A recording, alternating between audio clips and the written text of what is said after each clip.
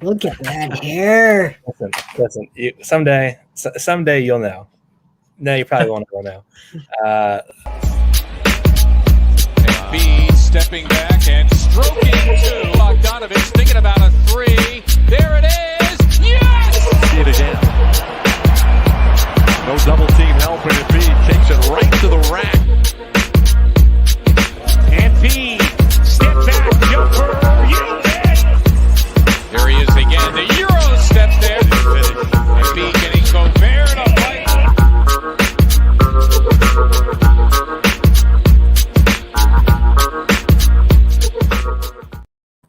Good afternoon, everybody. This is a new week. That means a new episode of The Feed to Embiid is upon us. I do have two of the best beat writers I could get on the show today. I do have Paul. That's a shame. I do have Paul Hudrick of 97.3 ESPN. I also have Jason Blevins of both the Painted Lines and 97.3 ESPN. Gentlemen, how are we today? Doing great, man. Living the dream here.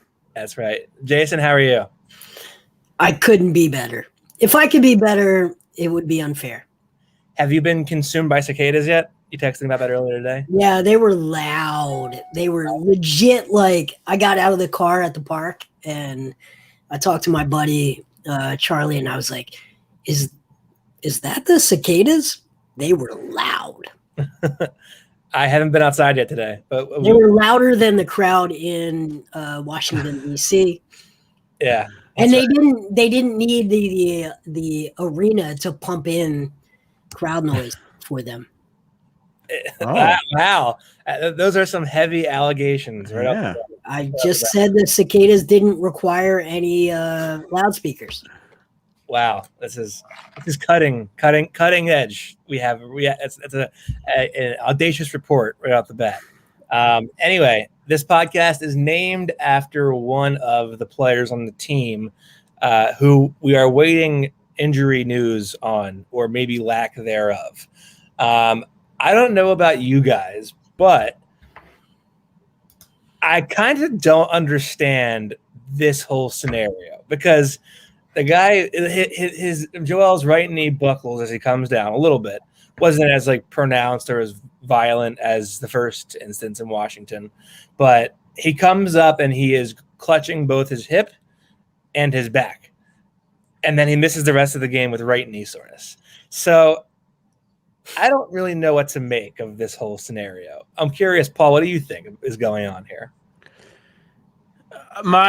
Listen, and I don't know, I don't have any inside knowledge, but my gut is that they were just, they're being really cautious, and as they should be. You should be this cautious with any 7-footer, but especially this particular 7-footer who does have an injury history, as you already talked about. You know, we already saw what happened earlier this season in Washington when Garrison Matthews lands on his knee, and I think everyone kind of, including Embiid himself, kind of assumed the worst that night. It looked really bad. It turns out to be, really not that bad in the grand scheme of things. So that I guess the hope is, and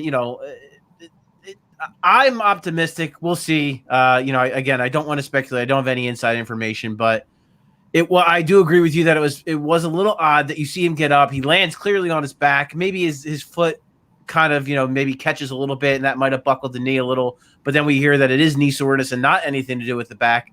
Then again, everything is connected, right? I'm not a doctor, but things are all connected, so it could have just been that kind of a thing. But yeah, we're gonna have to hear something soon enough, right? The injury report's gonna come up, so I'm sure we're gonna hear something. That's right. And to me, if it's anything other than out, that's good news. Even if it's doubtful, anything other than out's good news. Yeah, Jason. Yeah, things are connected, right? So you can experience hip and back issues in the knee. All of those, I think it's, what is it? What's the tendon called? Sciatica. Yeah, sciatica can express in pain at the knee. It certainly can, all the way down to the ankle. But he clearly fell on his hip/back. My guess is they sent a tweet to us that said knee, and then they just didn't correct it, and I don't know. I don't think it's anything to obsess about. Yeah, I mean, people are like acting like the guy was writhing in pain, rolling all over the floor. He got up and he like physically put Robin Lopez into the bench like 2 possessions later. Like he dominated him, and then walked off the court without a limp. By the way, my line of thought is they had some PTSD from the whole first time he went down hard in Washington this season. And we're like, that's enough for us. We'll try to win this game without him. And, they almost pulled it out. But here we are. They are up 3-1. Game 5 is tomorrow in Philadelphia. So I think our consensus is that we don't think it's anything too serious in this situation. Obviously hoping for the best here. But I'll tell you, I don't know that I was surprised, but I guess I was a little bit disappointed, if you will, by the fact that they looked so discombobulated as soon as he subbed out. And mind you, this is a team that played, I think, 14 consecutive games earlier this season without Embiid. And as soon as he checks out, and granted, Simmons left with foul trouble early in this game as well, but they just looked completely out of sorts and had absolutely no rhythm on the offensive end. And the Wizards aren't a good defensive team by any stretch, but they were forcing live ball turnovers. And I mean, Doc said it a billion times. This team is like the kryptonite is letting them get in transition, and that was exactly what happened in the first half, I thought. Yeah, I mean, once you lose Embiid and then you lose Simmons to foul trouble, and that I think it did just what you kind of talked about. Just it looked disjointed really on both ends, and it bled over. It was their offense; they weren't getting good possessions. They did turn the ball over. The looks they were getting weren't great looks, and then that fueled the Wizards' fast break, and that's where the Wizards. That's really the only way they can hurt the Sixers in this series is through transition, whether that is actually scoring in transition or just kind of creating mismatches off of it and getting some of their smaller players on some of the Sixers' bigger players and trying to get them on skates. But yeah, I mean, Embiid leaves the game. Clearly, that hurts them from the standpoint of him being the focal point of the offense, and I'm sure emotionally too. It you see the guy go back to the locker room, not come back. It has an impact on you. It's you notice it. I'm sure if you're a player.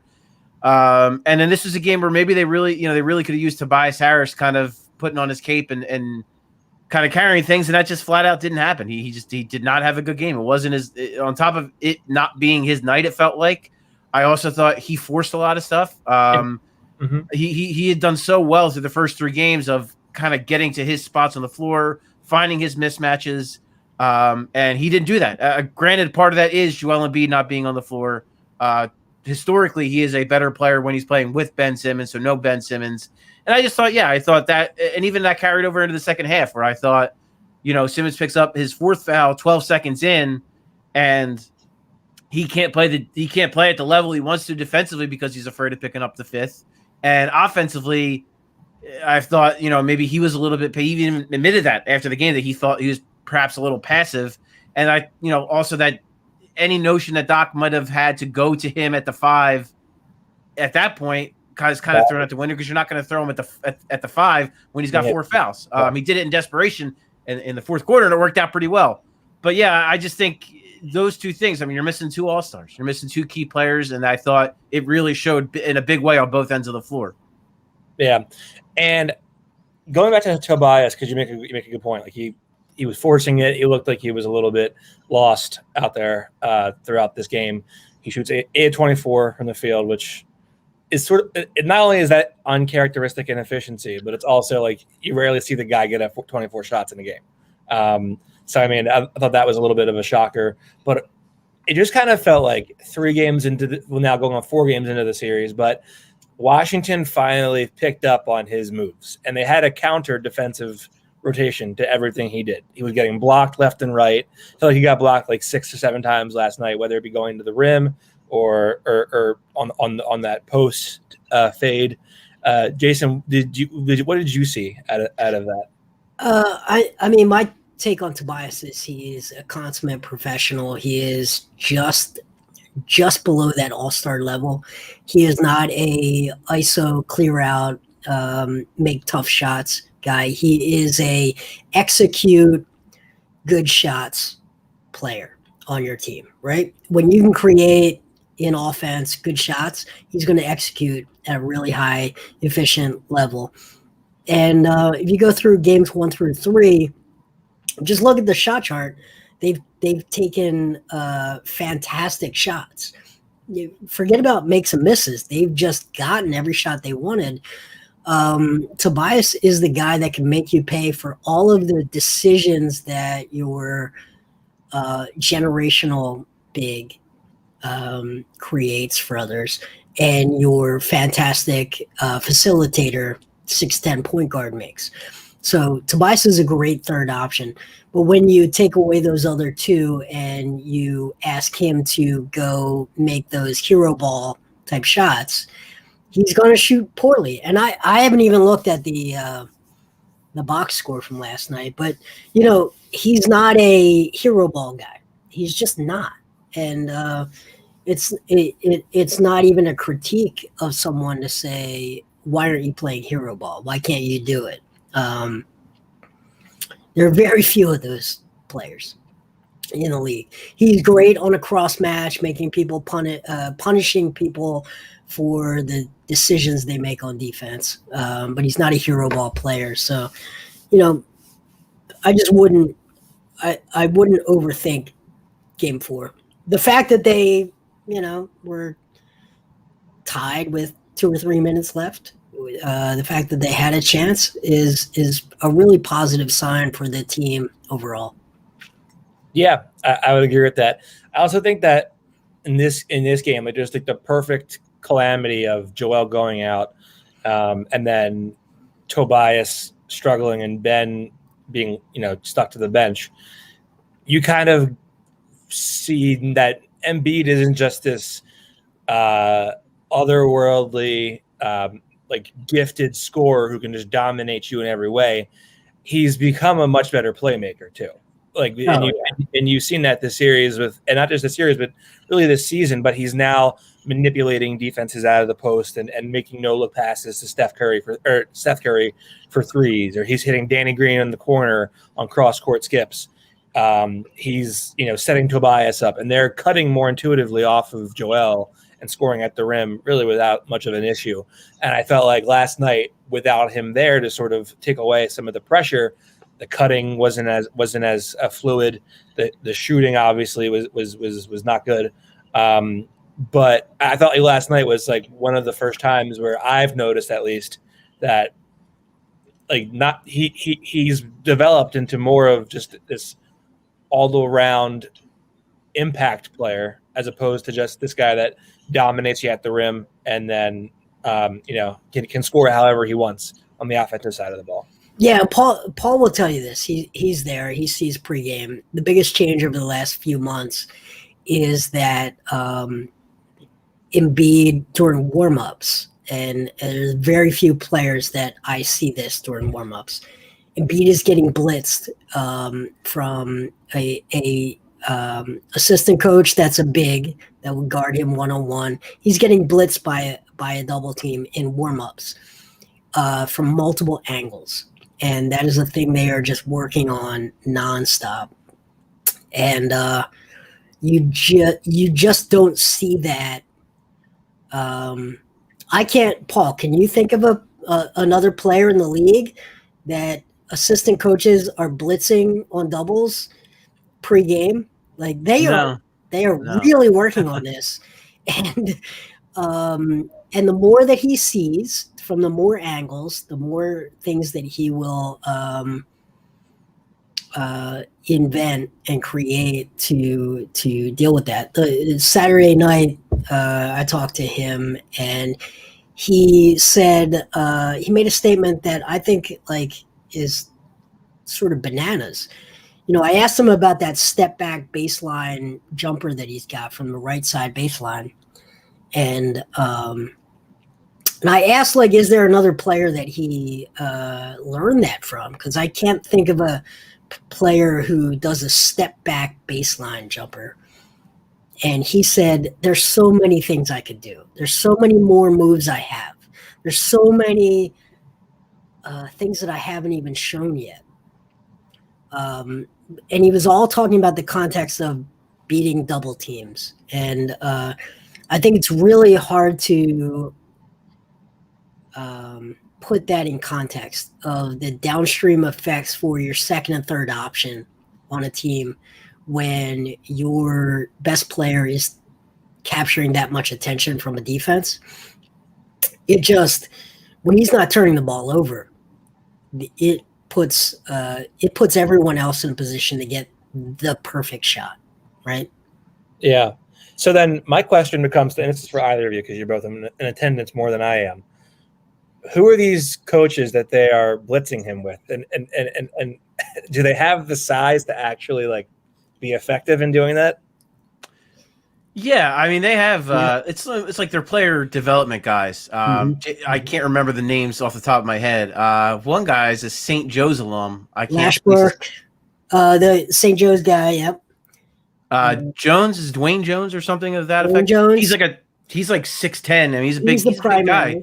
Yes. Like last year they had Roy Hibbert. So I mean, yeah. I mean they do it now. They have plenty of guys with size that do that and that are not far removed from playing the game at some level. So they are more athletic and they do have the size and they have the basketball kind of ability to give him, just to give him a look, not to actually, not to go up when he goes up against in an actual game. But and Jason, what you brought up too, on Saturday, the word that Joel used at one point that I think kind of encompasses this is gravity.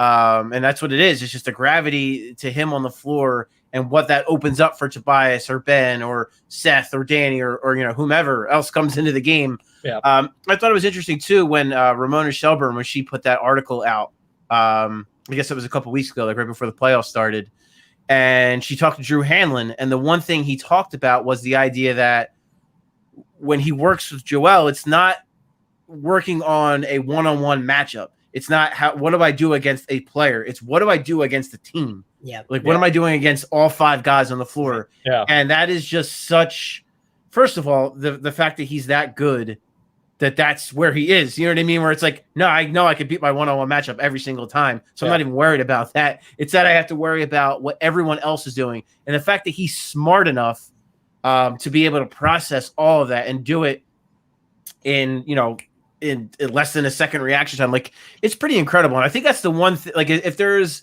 a thing about Joel Embiid that perhaps is taken for granted or maybe not the, given as much of a spotlight, it is that just that basketball IQ for a guy who just hasn't played the game that long. Like, for me, I grew up playing basketball my entire life and I don't have near the basketball IQ of that guy. Just because the way he sees things, the way he processes information. And Jason, you talk about, that baseline jumper, and it's just the stories you hear about him literally just watching a guy and then going out in practice and then being able to do what that player does. Yeah. That's insane. That's not a thing that a normal human being can do.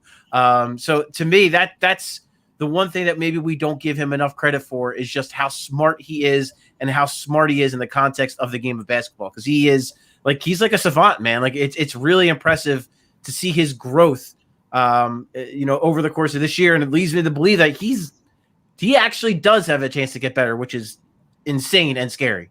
Yeah. It's crazy. I thought of Saturday night. I basically thought, who does a step back baseline jumper? And it was a cross between James Harden and Patrick Ewing. Like, there's not a player I can point to that was their signature shot.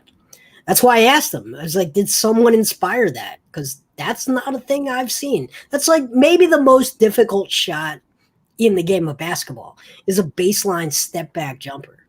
Yeah. And it's not even like that's something that it's a prayer for him. It's like, no, he can legitimately execute you late in the fourth quarter and knock you out of a game with that shot. That's the thing that he is prepared to do on a nightly basis, which is ridiculous. To say he's got other things in the bag that he's not ready to show yet is like, what are those things? What could they be? What could they even be? Yeah. Well, it's not like you think about it. Like He was already the best post scorer in the game. Yeah. This year, he became one of the best, not just for a big guy, one of the best mid-range scorers in the game. Plus, he shot a career high percentage from 3. So that evolution, it's scary. It's mind-boggling that a guy that was already this good, was already elite as a post scorer, is now elite as a mid-range scorer, and was above average from the 3-point line. And on top of that, he draws a ton of fouls and makes free throws. It is completely mind-boggling how good he is, and it's almost if that's possible, it's almost underappreciated how much he's improved and that level he's on right now. We're getting to the point where the Hakeem and Shaq hybrid is unfair and disrespectful. Like that, we're almost to that point where no, he's better than just that. And look, I'm old enough to have watched those guys, and I'm like, yeah, he's better than that. If they officiated the game the way they did in the 90s, he's better than both of those guys. Yeah, I mean, I've seen like some trimmings of some highlights here and there, but I mean, I just don't think I've seen anybody in my life of watching the game where the guy's like a bowling ball, but he has like the ball skills to like take you off the dribble that way and like shoot it from the mid range. I mean, that mid range improvement in terms of just efficiency, that's not any kind of small thing. That's like he went from 40-something% to like I think low to mid 50s, I believe, is what it was, and that's a gargantuan difference in terms of like the way that his ability to shoot the ball from anywhere. But I think like you talk about like getting better. He's only had one season in his career so far where he's had a positive assist to turnover ratio, which I think like to me is like that's like the big separator. And I feel like not only if he can get that even, but he can get that to where he's positive by like 1 to 2, so it's like 2 assists to 1 turnover. Well, that would be ridiculous. Yeah, no, that would be that's like that. You can shut it down. That'd be over. That's in my mind. That's where the improvement comes from. But I also think it's going to be like years more of him just trying to stay healthy and take over games the way he does. And the reality is that he's never going to get single covered ever again. I mean, you might have a game here and there, but it's going to be doubles, triples, literally every game the rest of his career until his body, and until it's clear that he's on decline naturally anyway. Yeah, I think there will be a time where he's in that Dirk zone where, Dirk probably had 4 years where he had that space on the floor where you couldn't really double him from that space. But he was probably a net negative on the defensive end, but he was still a 18 to 23 point per game player. I think Joel will have that period of time, but I think he's every bit as skilled. There's going to be a little window where he is both still that elite rim protector, defensive presence, and also an impossible choice on the offensive end. And it's just a matter of when that window opens. It might be open now. Yeah. It might be open now. Yeah. And I don't know. I haven't seen it. So I'm really interested in seeing in the modern game of basketball what happens when a 7-2 guy opens up that window. I believe Brett Brown's it was Shaquille O'Neal with soccer feet. And now we can add and Shaquille O'Neal and Dirk Nowitzki with soccer feet. Yeah, it's a joy to watch. It really truly is. It's a very fun guy to cover, and I remember seeing him. It was like the second year where he didn't play, but he worked out after a draft workout at PCOM, which was. Not ever having to go to PCOM again is a joy within itself. But I just remember seeing him, and I was with Jess Camerato, who was at NBC Sports at the time. Now she actually covers the Washington Nationals. But she turned to me. I remember she said, "He looks like Dwight Howard," and he did. It's like this is and he's at her bombing threes. It's like this guy, and this is when he didn't even play an NBA game yet. Mhm. and you just see him out there and his physique and how big he looked and how strong he looked, and then he's just so skilled. It was just I had never I was like, if this guy ever gets on a basketball court, he's going to be special. We have breaking news. By the way, Jess is the only person I've ever seen walk into a locker room. I think it was last season, and Joel hugged her. You know, we have breaking news from Woj. Joel Embiid will be doubtful for Game 5. Sources tell ESPN he had an MRI on his right knee today, expected to be evaluated further in the next day. That seems positive, mostly. Yeah, it's better than nothing, I guess. So it's better than out for the rest of the playoffs, or even out for like 1 to 2 weeks. So I mean, that's I mean, I think he'll play. My guess is that he'll play. I just think they're playing a game at this point. Full capacity crowd, right? 20,000. Yeah, just full capacity. Paul, what are they going to do with us when they have a full crowd? They got the risers back. Are we back on the risers?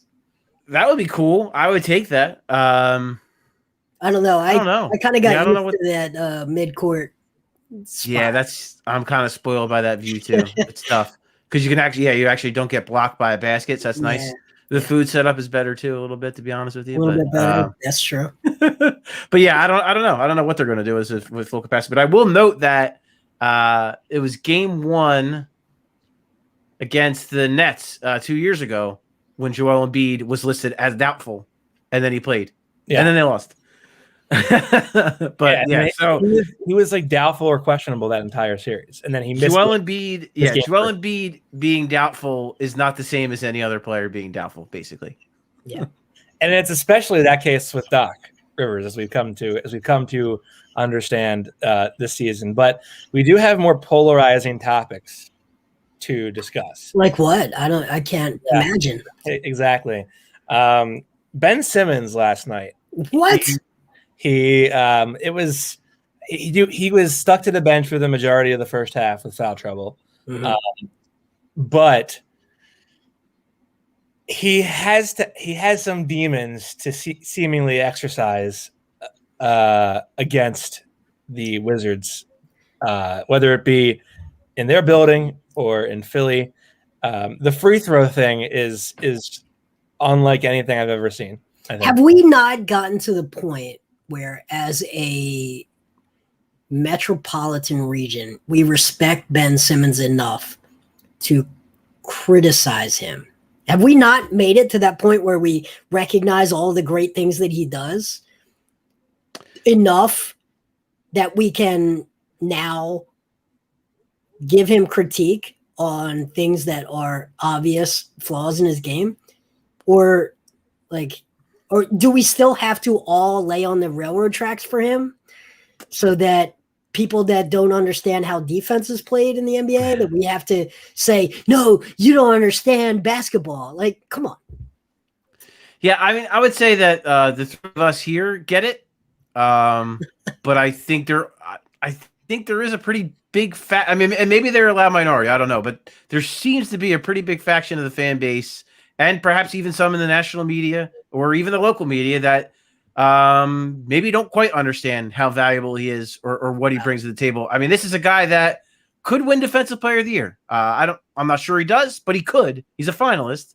And if he does, that's still not going to be good enough for a lot of people. So I think that's kind of the troubling thing, because I hear you. Like, the three of us, I think, can say Ben Simmons needs to hit more free throws. The three of us can say that, because we also acknowledge that as a basketball player, he is a net positive. He does a lot more positive things to impact the game than he does negative. But I think there is a faction that just they don't quite understand how valuable he is defensively, the level he plays at, or even on offense, and his ability to generate open looks for others, and it just basically his ability in general. I think there are people that don't quite understand that. They're not on this podcast, but in general, I do think so. Listen, this is a talk shit as much as you want podcast. If you got one of us here is saying it, here's my thing. I feel like with the faction that you're talking about of people that have a large platform, especially in this market, in order to accurately portray the guy, I feel like there is some responsibility. Maybe this is because I'm brand new to this and I'm a rookie on the beat, but I feel like there is a duty in there somewhat to help sort of portray it more accurately by being overly positive, if that makes sense, of his game. Yeah, And but I don't think you win anybody over by just like setting the edge on the other side. yeah, no, that's fair. That's fair. I just think, like, yes, he's obviously a massive net positive. He's not the type of guy that you can, like, that your everyday person who doesn't like drink in and eat and breathe and, you know, don't, like, you know, pray to the altar of the game. His game is for those who can really go back and rewatch things and go back and watch film. I mean, so much of his positive you replay once or twice and you see it then when he makes a massive skip ahead pass to a guy leaking out for a three, or he has a massive defensive possession. A lot of the average fan on Twitter or wherever, on the radio, whatever, you want to see regular box score numbers that are easy to digest. And points is as easy as it comes to digest. And field goal percentage is as easy as it comes to digest. So 5 of 11 from the free throw line is not good. It's not good, obviously. But it's easier for fans to digest that, and as a result make their make their cases based on that. Like last night, I felt like Doc was obviously trying to protect his player. It was very clear. But at the same time, analytically speaking, he does have a point in that a point per possession is considered good. Like that bullshit. Is in a lot of ways. And I agree. Total bullshit.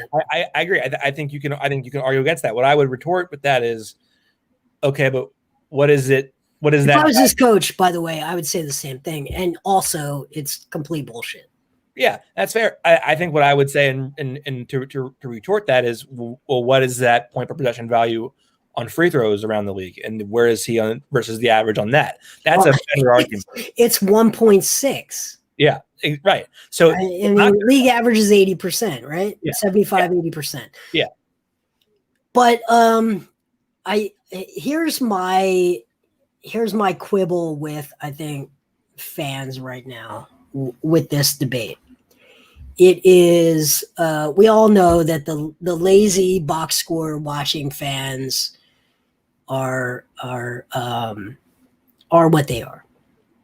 It is my quibble is with the y'all don't know ball if you can't see what Ben Simmons does well. He's flawless.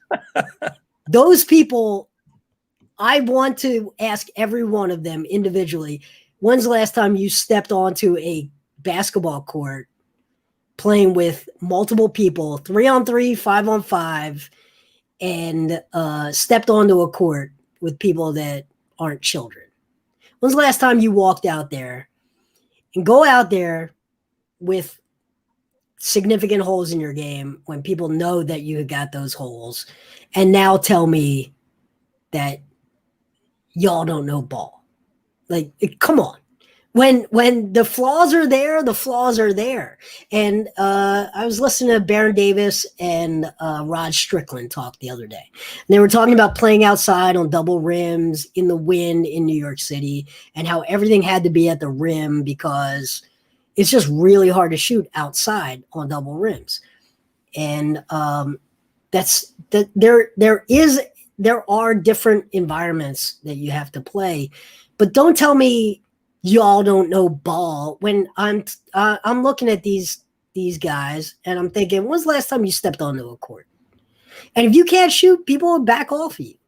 It's just reality. Like, go walk onto a basketball court before you make a statement like that.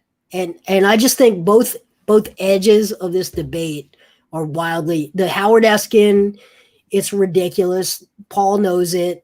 Howard doesn't stay for the game. He shows up, he asks his little gotcha question, and he bolts before tip-off. We know that side is ridiculous. We know it's ridiculous. But the other side can't be ridiculous too.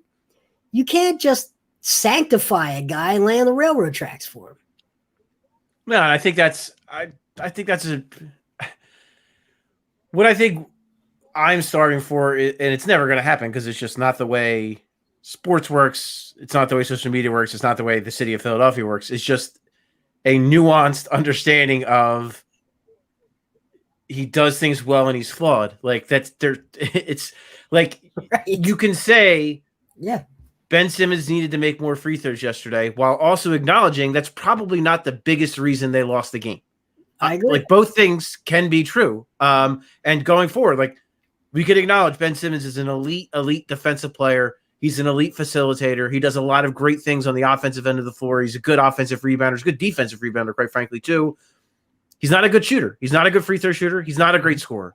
Yep. And like it's the little things that kind of irk me with like the with the criticism, like the idea.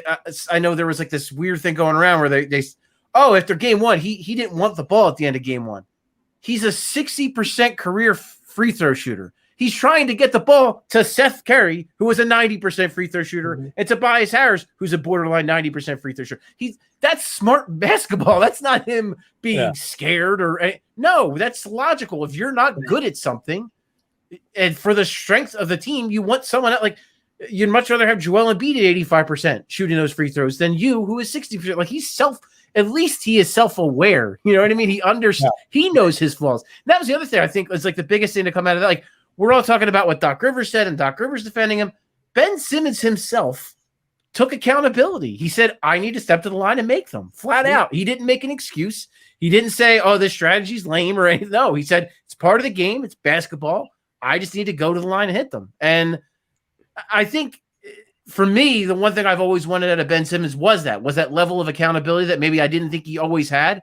I think he has that now. I think he understands his flaws, and he understands that at times he's going to come under scrutiny. He's going to have to answer tough questions. And I thought he faced the music Sunday night, and I applauded, or Monday night. I'm all thrown off the holiday. But, he faced the music. He said, I need to be better. I need to make more free throws. And I think that is maybe what's being missed too, is everyone's kind of focusing on how Doc Rivers is defending his all-star player, because of course he's going to do that, and not focusing enough on Ben Simmons himself, coming to the plate and taking accountability, taking responsibility.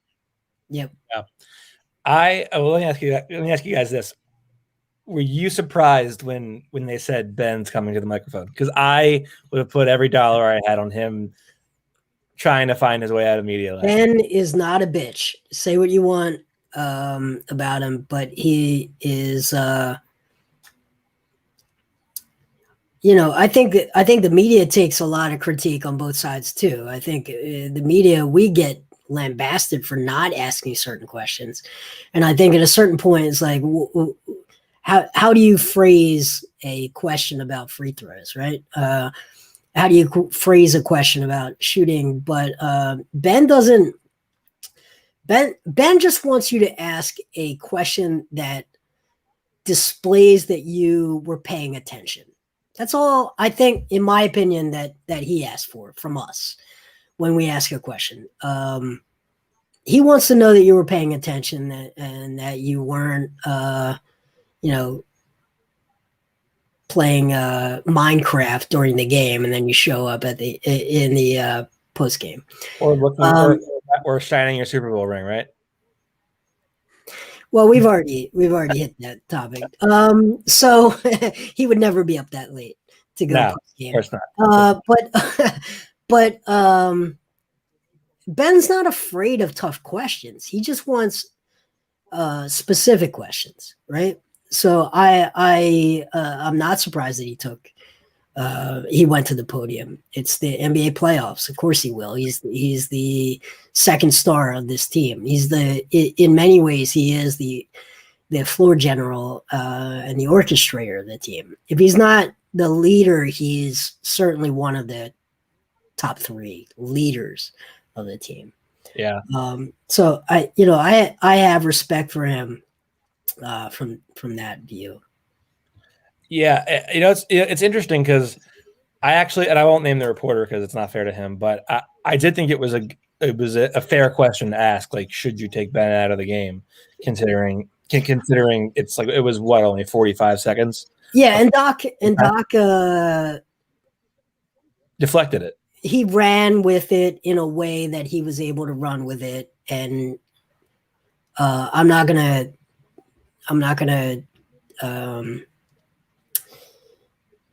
criticize Doc for how he answered it, because that's how a politician would answer that question.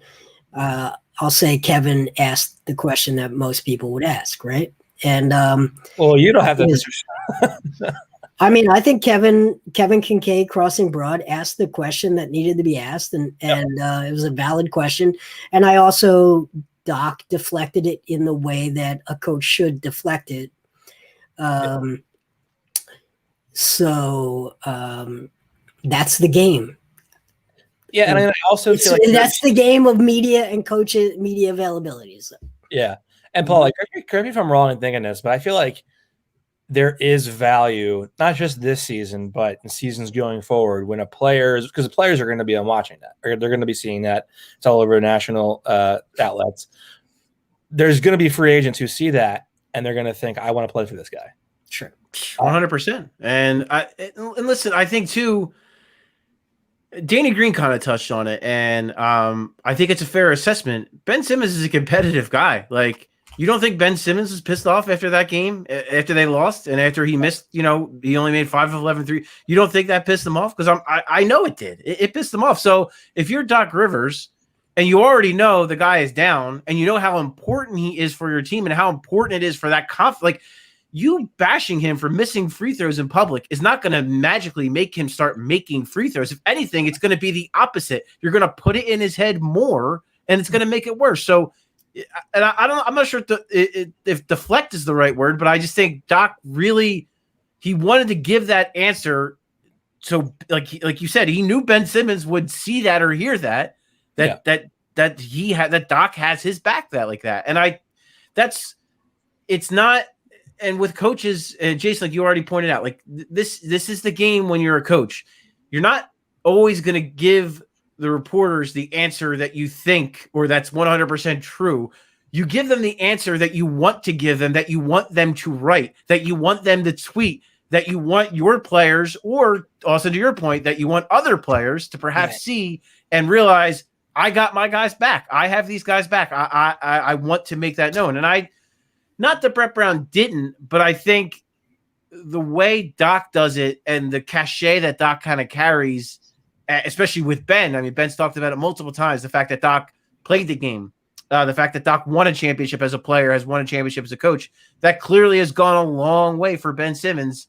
And how he kind of views Doc. So to hear that and to hear Doc so, passionately defend him, that's the way it should be done. If you're Doc, it serves you no purpose to even entertain it. And I agree with you guys that Kevin, listen, it's not an unfair question for Kevin to ask. It's really not. Yeah. Because it's only like a minute. You take him out of the game for a minute, you put him right back in at the 2-minute mark. But I think with Doc, I think that is what he's going to keep doing, and we shouldn't expect him to do anything different, because he's always going to stand up for Ben. And I think if you're the coach, that is the right way to approach it, 100%. And credit to Kevin, and the reason I'm using his name. Kevin's fantastic. He's one. But credit to him, because pandemic forward, in pre-pandemic, we would be in the press room, right? And the game there is essentially get your question in when you can get your question in. And if you can insert your question in those little windows, you can ask follow-ups. But in the Zoom world, you essentially get your one question. You get called on by PR and you ask your question. So that really changes the game for us, because we have to we have to prep like 4 questions, right? Because you don't know where you're going to get called. You might get called first, second, you might get called last. So you have to prep multiple questions, but you don't want to waste your question on the thing that you think is like the controversial one, because you assume everyone's going to ask that question. You don't want to be the guy that asks the tough controversial question. Credit to Kevin for asking the question. I wouldn't have done it. I wouldn't have wasted my question on it because I knew someone else would ask it. So, and you knew what Doc would say too, quite frankly. I mean, really, you knew what Doc would say. Know what he's going to say. You're sort of throwing your question away, and everyone knows it has to be asked. And he sort of fell on the sword to say, I'm going to be the one to ask the question that someone is going to have to ask. And we've had nights where it should have been asked, things similar to that, should have been asked and no one did because no one's willing to waste their question on it. So I think we should give him credit for it. I think it's inside baseball a little bit, maybe not interesting, but all of the three of us are on the Zoom calls. We know how the strategy works. I don't. Honestly, I just throw shit at the wall and see what sticks. I'm just like, I'm going to try. I've told you many times, Austin, prepare 4 questions because by the time you get called, the other 3 are probably. Can always lower your hand too. I've done that on multiple occasions where I'm like, shit, someone asked that. I gotta put, and I try like either like Jason, like I do your strategy sometimes where I'll have a couple things maybe scribble down so I know. But if I really had something and someone asked it and I'm stuck, I'm like, you know what? Nope, not even gonna do it. Oh, I know. Do you remember, Paul, when they would hand out the 2 mics in the playoffs a couple of years ago, and you'd have the second mic? And I had a couple of times where the person with the other mic asked the question I was going to ask, and I'm like, See, in that scenario, I make something up because it's like, when I got the microphone, I got to come up with something. Always a good question. And you don't, and to your point about earlier, like you don't know if that microphone's going to come back your way, so you better get something in at that point. There have been like at least 8 or 9 occasions this season where I've been right behind Keith. And he will ask the exact question I have in mind, and my thumb goes down as fast as it possibly can, and they still call on me because I was the last hand up. And I'm just like, he got me. I don't know. Yeah. Yeah. I mean, the way like I kind of thought about it last night was like, let's say I do get a question in. Do I want to waste it on something about free throws, which I thought was like a valid thought process, but I also think that it's perfectly fair to scrutinize the coach too. But we all knew he was going to answer the question that way because there's no value in him ruining the confidence of his his lead guard, if you will, when you're already up 3-0 in a series. You're not tied 2-2 with a chance to go 3-2. You're up 3-0. If you lose a game, okay, big deal. You go home and you have 2 more to win the series, plus 1 in DC if it gets to that far. So I mean, there's absolutely no value in him even giving the slightest impression that he was thinking about it.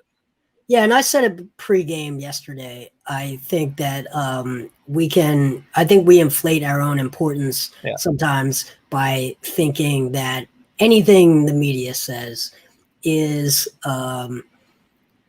puts more pressure on a player than 20,000 people in an arena when you're standing alone at the free throw line.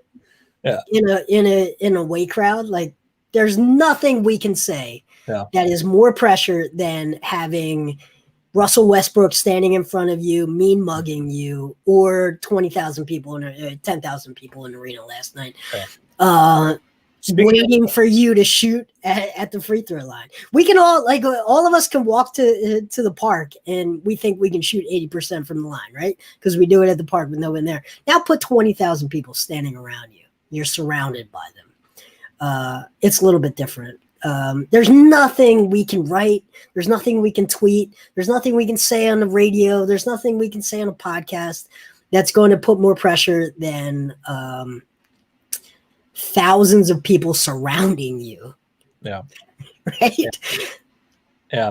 And I think it's Ben's, like I said, I think just Ben's a competitive dude. Like he doesn't want to miss free throws. I think he's tried, like he's worked on it. He's tried. We see him, we don't get, as much, we don't get any privy to practice anymore. But you see when he warms up before games, I mean, with him and Sam Cassell, he'll take a couple shots in the post, then he'll go to the free throw line. Take a couple shots from the wing, then go to the free throw line. Take a couple shots from 3, then go back to it always goes back to the free throw line.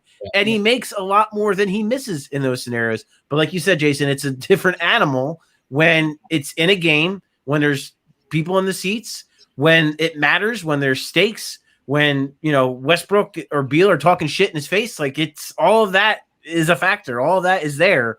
So it's not a matter. It's that, and I guess that's like one of the narratives that always bothered me too. And I do think that one's starting to go away. Is that he doesn't work on it. He works on it, man. Like it's like flat out. He works on it. It's just his form isn't great. Like flat out, he's just not a naturally good shooter. So he's had to work on it because he's not naturally good at it. Like a lot of guys just kind of have it. Like, you know what I mean? Like, of course, it takes work. You have to, to be on the top of your game. But a guy like, I don't know, name like a Seth Curry. Yes, of course, he's worked on it. But those damn genes, like he was born to be a shooter. You know what I mean? So it's just to an extent, he's working. He's working on something that's just not a strength, and he's going to have to continue to work on it the rest of his career in order to make it get to a respectable level. And he is a world-class athlete in multiple ways, with both hands, right? We all know he can finish. He prefers to finish with his right hand, prefers to sign his contract with his right hand. But but he's not a it's just he is a straight line speed guy. He's not a side to side guy. He's not an overtly vertical guy. He doesn't have LeBron's verticality as a leaper. Like he is a wildly versatile athlete with immense vision, immense IQ for the game of basketball. Yeah. He sees all of the moving parts on the floor. But there are just certain parts that aren't natural for him. And the question is, at 26, at 28, at 32, do those things start to click? And if they do, if the muscle memory comes in and now those little hooks, those little finishes, the free throw line, those things just start to click in muscle memory, shooting left-handed, what do you have? And are you willing to give up on a guy that it might just click someday? Yeah. And I think like the issue, going back to what Paul said, like people say he doesn't practice it. I think that gets into their mind when they look at like the way he misses. He's not like getting these toilet bowl kind of rolls where they swirl around and then pop out, or like it's like a little bit front rim. It's none of his like 20 free throws of his 15 free throws that have missed have looked close. Like none of them have been close to going. It doesn't click for him. No, the wrist, the finger to the eye isn't. It looks very disjointed right now, and I think part of it bubbles back to like, you can't tell me that the thing that happened against the Wizards when he was a rookie, when they put him on the line the entire fourth quarter, you can't tell me that isn't in his head. It's 100. No, I don't think it's in his head at all. You don't? No. I think it's. Really? I think he is enough time tough. Has passed. He is tough. He is mentally tough. He knows where the muscle memory is and where it's not, and it's just not there yet. I don't think he carries stuff. Like I don't think he's the kind of guy who like. I think he's already flushed game 4 away. I feel like he's just that. Like I'm sure afterwards, like I said, I mean, he's a competitor, so I'm sure he was pissed off afterward that he missed free throws. But he's probably, I will almost guarantee you, he's already flushed it, and he's already on the game 5 and thinking about, all right, I got to make free throws in game 5. Because I think that's the way he's wired, and I think that's the way that most guys who are these elite athletes that are just crazy competitors. I think that's the way a lot of their brains work. Is all right, I'm going to take what I can from that game, and flush the stuff that I don't need, and go move on to the next one and just be better the next game, because it just doesn't do him or the team any good for him to carry that over, for him to be thinking about it. Like I'm sure he's going to work on it. Like I'm sure today he probably took a bunch of free throws. I'm sure I'm sure mechanically he probably Sam Cassell and him were probably looking at stuff and going over where, maybe he wasn't bending his knees enough on this particular free throw. Maybe his elbow flared out a little bit too much on this free throw. I'm sure they were looking at all stuff like that, but I don't think he's the type where, I think once he gets into the game, I don't think any of that's in his head. I think he is just focused on what's in front of him. And when he's got to make a free throw, he's just worried about that free throw in that moment. And I think Clutch Sports, probably one of our live viewers right now is from Clutch being paid to We have a lot of burners. listen to this and deal with it so he doesn't have to, right? In no way do I think Ben Simmons is one of our live viewers worried about what we think about his play at all. No. But he pays guys to do that. He can And pay they me to do do it. What's that? I'll do it for him. I'll quit the reporting job right now. And I'll just go do. I'll be Ben's liaison of information. That's not a bad gig. No, You hear that? You hear that, Clutch? Listen. You hear that? I will scan everything you need me to do. Really? All right. Now, but Paul, Paul, you heard that, right, Rich? Yeah, exactly.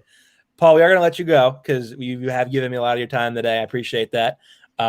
Before we let you go, you do have a child on the way. That is public news at this point. That is not private news anymore, so I don't feel like I'm spilling anything. Will there be a Sixers onesie? Perhaps.